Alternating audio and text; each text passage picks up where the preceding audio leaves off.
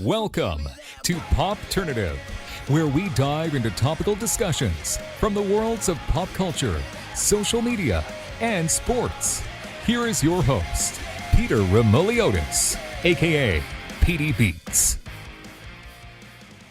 Rainn, it's an honor and privilege to speak with you. Thank you so much for coming on Popternative. Thanks for having me, man. Good to be here. It's exciting. I mean, watching this, on it's going to be on Peacock soon, but I got a chance to watch it. I mean, it's one of those things where I can't even imagine the selection process in terms of where you're going to go for this series specifically. Obviously you're searching for happiness and bliss. You want to interview people all around the world, but I'm sure there's a lot of kind of different kind of avenues of this. But what can you tell me about figuring out where you're going to go specifically for this series? Well, that's why we have producers, Yeah. Peter. We have a team of producers that think about diversity of experiences and geographic areas. We knew we wanted to go to Africa and Asia, as well as Europe and Scandinavia, where, oftentimes the happiest people are supposed to be living. So there's a lot of options that are floated around and possible episodes, and then Peacock weighs in as well.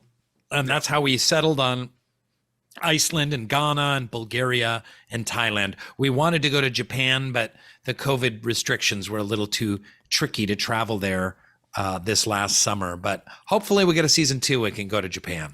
It's really interesting as well because, even with kind of scripted series, I'm always looking at things now in the scope of self-reflection and soul searching. A lot of these characters kind of thrown in situations, figuring things out because of the fact that during the pandemic, we had a lot of time to do that, Rainn, because we were at home doing nothing. We were thinking about a lot of things.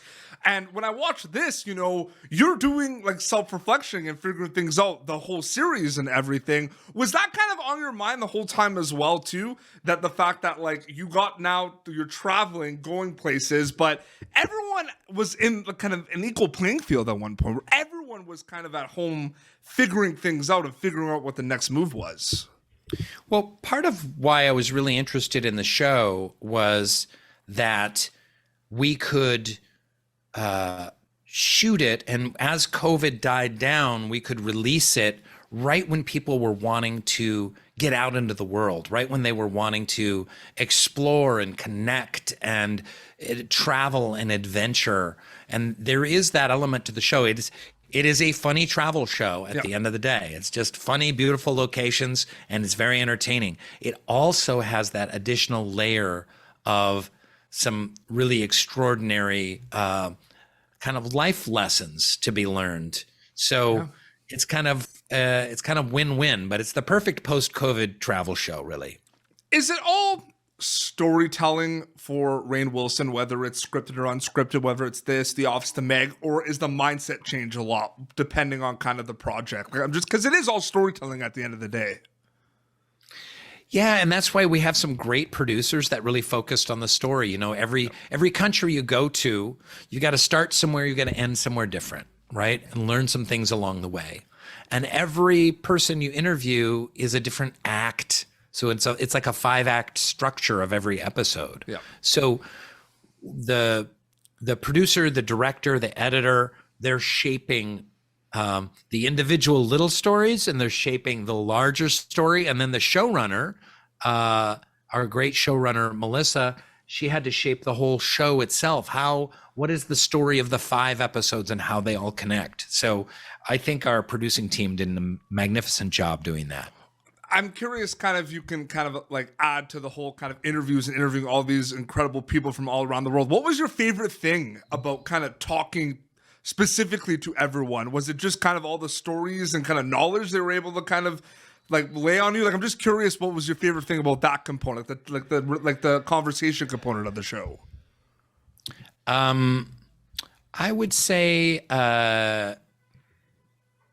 realizing that no matter where you go in the world, it's all about connection and it's all about community.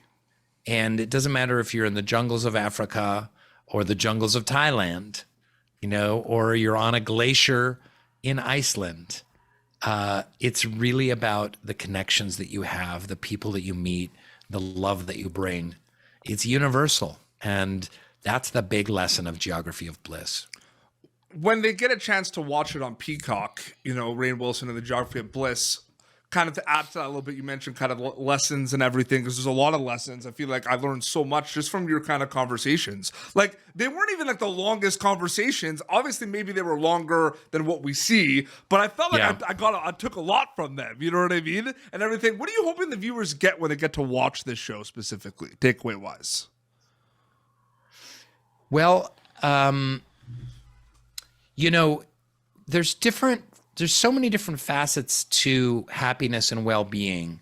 There's so much to learn. I can't even begin to address that. It's about mindset. It's about spiritual connection. It's about connection to nature. It's about the creation of community.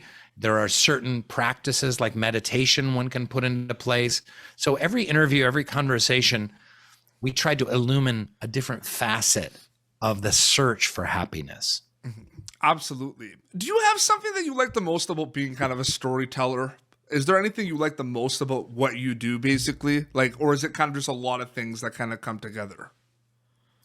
Well, in this new book that I just wrote, I talk about how actors are kind of like shaman. And the ancient shaman were storytellers. They were also entertainers, comedians, dancers. They also talked about mythology and cultural myths, and they were kind of spiritual intermediaries. And I do think that the best storytellers can operate in that plane of being a shaman, telling great stories and important ones. That is a huge part of being a storyteller. And I like thinking of myself in that role rather than just being an actor that gets paid to play a part and tries to make lines sound believable. Totally. And it's cool because not only like the characters, but I feel like the worlds that you've gotten to kind of work in the past too, and currently are all different as well. We talk about the characters, but it's like I feel like diving into all these different kind of worlds and settings is one of the coolest things about it too.